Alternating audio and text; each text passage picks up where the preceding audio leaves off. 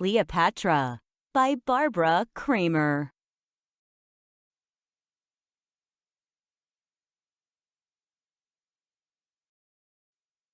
Who was Cleopatra? Cleopatra was Queen of Egypt more than 2,000 years ago. Today, she is still one of history's most famous queens. Books and plays have been written about her. Movies have been made about her life. Those stories show what writers think she was like. The truth is, there are many things we do not know about Cleopatra. Her letters and other writings were lost. Images and statues of her made during her lifetime are gone. They would have offered important clues about what Cleopatra was like. Without them, much of her life is a mystery. Elizabeth Taylor starred in the movie Cleopatra in 1963. We do know that Cleopatra was smart, brave, and charming. She was still a teenager when she became Queen of Egypt in 51 BC. A beauty queen? Some people have said Cleopatra was a great beauty. Others said she was pleasant-looking but had a hooked nose and a pointed chin. It was the way she talked and acted that made her beautiful. This coin is one of the only images of Cleopatra from her time that has been found. In his own words, the attraction of her person, joining with the charm of her conversation and the character that attended all she said or did, was something bewitching. Plutarch, Greek historian. Egypt is in Africa. Its northern border is the Mediterranean. Sea. To the northwest was Rome. Today, Rome is a city in Italy. In Cleopatra's time, Rome was also the name of a large, powerful empire with a strong army. Roman leaders wanted to control the world. Yet for almost 20 years, Cleopatra kept Rome from taking over Egypt. Words to know. Empire. A group of countries or areas under the rule of one government. Birth of a queen. Cleopatra was born in the city of Alexandria, Egypt in 69 BC. Her ancestors, or family from earlier generations, were originally from Greece, but they had ruled Egypt for more than 250 years. That's a fact. The calendar we use today began with the year AD 1. Cleopatra lived before that time. Her calendar ended in the year 1 BC. On that calendar, the years were counted backward, like negative numbers on a number line, to the year 1 BC. For example, Cleopatra was born in 69 BC. She turned 5 years old in 64 BC. The first person in Cleopatra's family to rule Egypt was named Ptolemy. Ptah-me. He arrived in Egypt with Alexander the Great, a king from northern Greece. Alexander took over Egypt in 332 BC. Ptolemy was a general in his army. When Alexander died, Ptolemy became ruler of Egypt. Historians call him Ptolemy the First. Roman numbers. Historians use Roman numbers as a way to tell Cleopatra's family members apart. In that numbering system, the capital letter I equals 1, V equals 5, and X equals 10. Letters are added together to make larger numbers. A smaller letter placed in front of a large one means to subtract. Alexandria was a center for learning. Scholars came from all over the world to study there. The city had the largest library in the world. It had thousands of scrolls written in many different languages. Most girls did not go to school. It was different for Cleopatra. As a member of the ruling family, she got a good education. She studied history, science, medicine, and math. She read the work of important writers. She also learned to speak many languages. This marble statue is believed to be Cleopatra. Words to know. Scholar. A person who studies and learns a lot about something. Scroll. A roll of writing material used before books were invented. In his own words, "It was a pleasure merely to hear the sound of her voice, with which, like an instrument of many strings, she could pass from one language to another." Plutarch, Greek historian. In her time. When Cleopatra was a child growing up in Egypt from about 68 to 52 BC, life was very different from how it is now. School. Mothers taught their daughters to run a household. Education for boys meant training them for their careers. They usually did the same work as their fathers. Toys and games. Both boys and girls enjoyed playing ball games. They had toy animals and dolls carved from wood or made from clay. They also played board games. A game called Senet used a checkered board. Transportation. The easiest way to travel was by boat or barge, on the Nile River. It flowed north to the Mediterranean Sea. Most towns were built along the banks of the Nile. The land. Each year, the Nile River flooded during Egypt's rainy season from July to October. When the water went down, it left a layer of rich soil for growing fruits, vegetables, and grain. Music. Guests at parties and banquets were entertained with singing and dancing.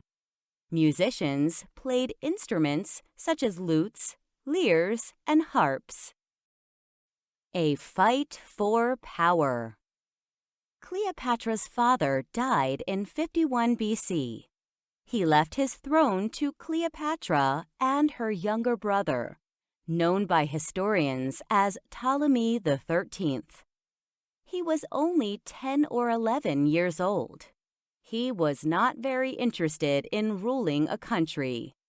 That gave Cleopatra freedom to rule the way she wanted. But Ptolemy XIII's advisors did not want Cleopatra to have so much power. They helped Ptolemy take control of the throne.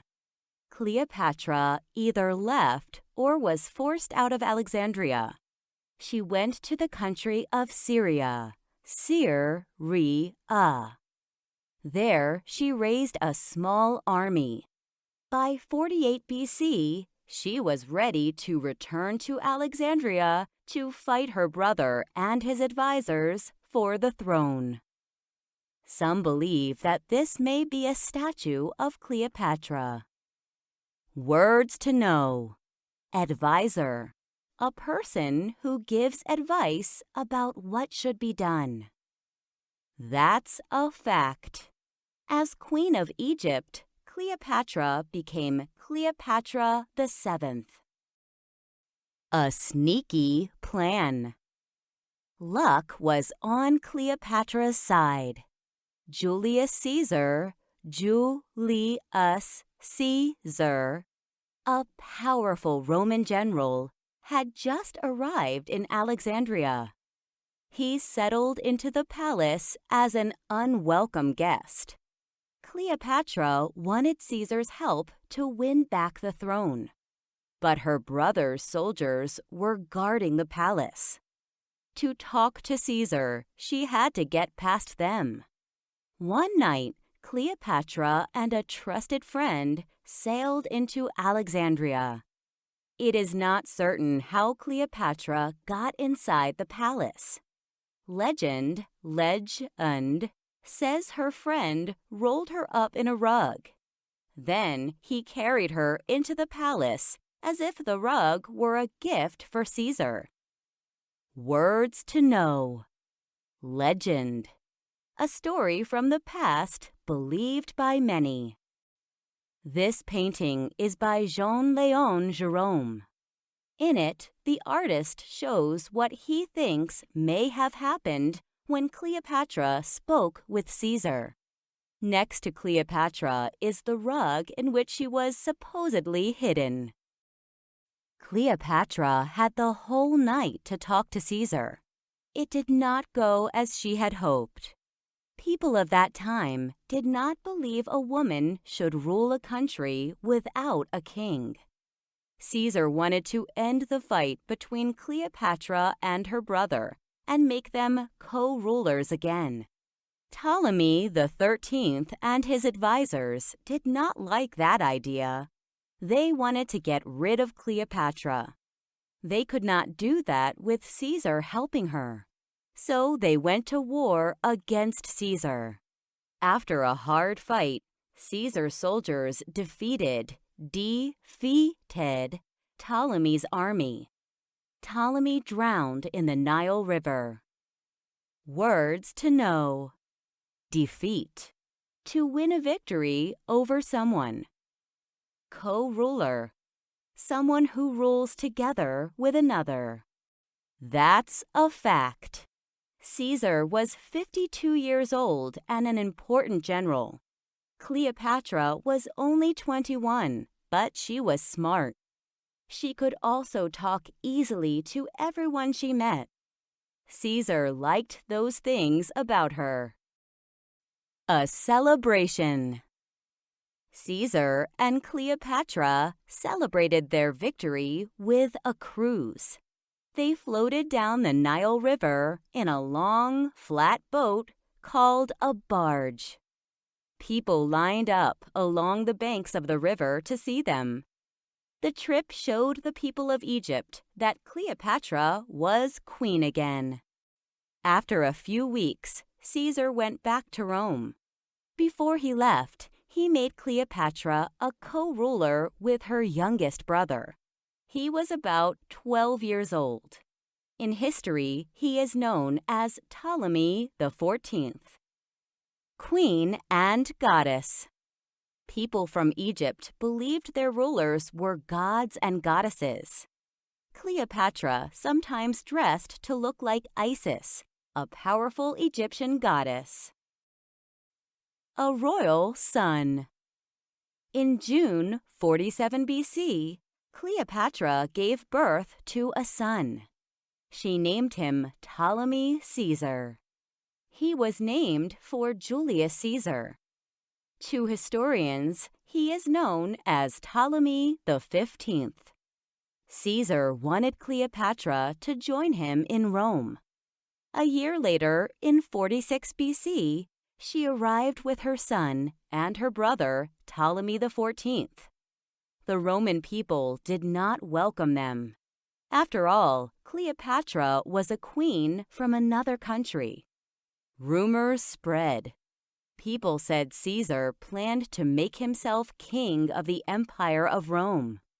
Cleopatra would be his queen. But Caesar already had a wife. People also feared that Alexandria would replace the city of Rome as the empire's capital. This painting from the 1600s of Caesar and Cleopatra is by Pietro da Cortona. Words to know. Rumor.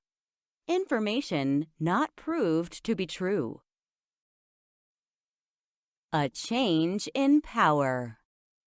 Members of the Roman Senate then turned against Caesar. They stabbed him to death at a meeting on March 15th, 44 BC. Cleopatra was no longer safe in Rome. She left the country with her son and her brother. Soon after they returned to Egypt, her brother disappeared. It is not clear what happened to him. Cleopatra made her 3-year-old son her co-ruler. Once again, she was in control. Words to know. Senate, the group that made laws in Rome. That's a fact. On the Roman calendar, March 15th was known as the Ides of March. Today, a popular saying is, "Beware the Ides of March." It is a warning of danger ahead. After Caesar's death, 2 men rose to power in Rome. They agreed to rule as a team. Mark Antony ruled the eastern part of the Empire of Rome. Octavian, Octavian, ruled the west. Meeting the Queen. Egypt was a rich nation, and Rome had a strong army. Antony needed money to fight wars to take over new lands. Cleopatra wanted protection for Egypt from other countries. Antony believed they could help each other. In 41 BC, he traveled to the city of Tarsus in present-day Turkey. He sent messages asking Cleopatra to meet him there. She did not reply. She made him wait. Finally, she arrived on a barge trimmed with gold. It had purple sails and silver oars. Young women steered the barge and worked the sails' ropes. Young men fanned the queen to keep her cool. For the next 4 nights, Antony and Cleopatra feasted. They also talked about how they could help each other. Cleopatra returned to Alexandria, and Antony soon followed. This 1740s painting by Giovanni Battista Tiepolo is called The Banquet of Cleopatra. Antony and Cleopatra spent more time together. They played games and went hunting and fishing. Some nights they dressed as servants. Then they roamed the streets, knocking on doors and playing tricks on people. In Rome, some of Antony's friends and family started a war with Octavian. They were defeated, but their actions created problems for Antony. He needed to let Octavian know he had nothing to do with that war. That's a fact. On Cleopatra's barge, Antony and his friends ate from silver and gold plates and cups that were decorated with jewels. After the meal, Cleopatra sent the plates and cups home with her guests. On her own. In 40 BC, Antony went back to Rome to make up with Octavian. Once again, they agreed to work as a team. To make their deal stronger, Antony married Octavian's sister. It was a way for Antony to show that he was loyal to Octavian. The news of Antony's marriage might have made Cleopatra sad, but she kept busy with the business of being queen. She met with leaders of other countries. She repaired temples and built ships for a stronger navy. Some believe parts of this document were written by Cleopatra. Words to know. Loyal, faithful, or trusted. 7 cool facts about Cleopatra. 1. The name Cleopatra means glory of her father. On this stone tablet, Cleopatra's name is written using hieroglyphs, ancient Egyptian writing. 2. As a girl, Cleopatra had lessons in public speaking. She learned to talk to both small and large groups of people. 3. Cleopatra was the only member of her family who learned to speak the Egyptian language. Other family members spoke only Greek. This photo shows the Egyptian language on part of an old scroll. 4. Legend says Cleopatra wrote about medicine and math and how to use makeup, but those scrolls have not been found. 5. Cleopatra was born more than 2,000 years after Egypt's famous pyramids were built. 6. In about A.D. 1623, William Shakespeare, a famous writer from England, wrote a play called Antony and Cleopatra. 7. Cleopatra was the richest woman in the world during her time. Trouble ahead. Cleopatra did not see Antony for more than 3 years. It was business that brought them together again. In 37 BC, Antony was planning to attack Parthia. That area now includes the countries of Iraq and Iran. Antony needed help from Cleopatra. She gave Antony ships, soldiers, and money for war. Antony gave Cleopatra some Roman lands in the east. They were areas that had once belonged to Egypt, but they had been lost in wars. Cleopatra wanted those lands to make Egypt strong again. Cleopatra wanted to make Egypt strong again, as it had been many years before her time. This detail of an 1866 painting by Alexis Van Ham shows Cleopatra sitting with Antony. Words to know. Declare. Announce or say. In 36 BC, Antony went to war against Parthia. He had a large, strong army, but the leaders from Parthia had planned well. They defeated Antony's army. In Rome, Octavian wanted more power. He tried to turn people against Antony. He said Antony gave away Roman lands to Cleopatra. He also said Antony was under Cleopatra's evil spell. Octavian wanted to go to war against Antony. He knew that was not a good idea, though. Antony still had many friends in Rome. So Octavian declared war on Egypt. He believed Antony would help Cleopatra in that fight. Octavian was right. On September 2nd, 31 BC, Antony and Cleopatra met Octavian in a sea battle near Greece. The Roman ships trapped Antony and Cleopatra's ships. Cleopatra was able to break free, and Antony followed her. They sailed to Alexandria, knowing Octavian would follow them. They planned to fight Octavian on land, but their soldiers gave up. They did not want to fight the strong Roman army. Cleopatra made plans to escape. She could begin a new life in another country. Maybe someday she could return to Egypt. That plan fell apart when soldiers burned her ships. That's a fact. It was unusual for a woman to go to war, but Cleopatra commanded her own fleet of 60 ships. The last queen of Egypt.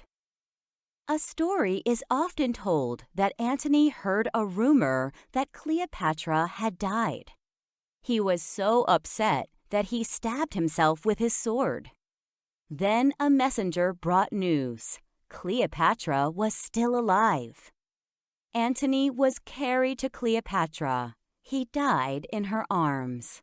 A detail of a painting by Pompeo Battoni from the 1700s. The painting shows Cleopatra holding Mark Antony at his death. 69 BC, Cleopatra is born. 51 BC, becomes co-ruler with her brother Ptolemy XIII. 49 BC, is forced out of Egypt by her brother and his advisors. No one knows if that story is true. It is also not clear how Cleopatra died.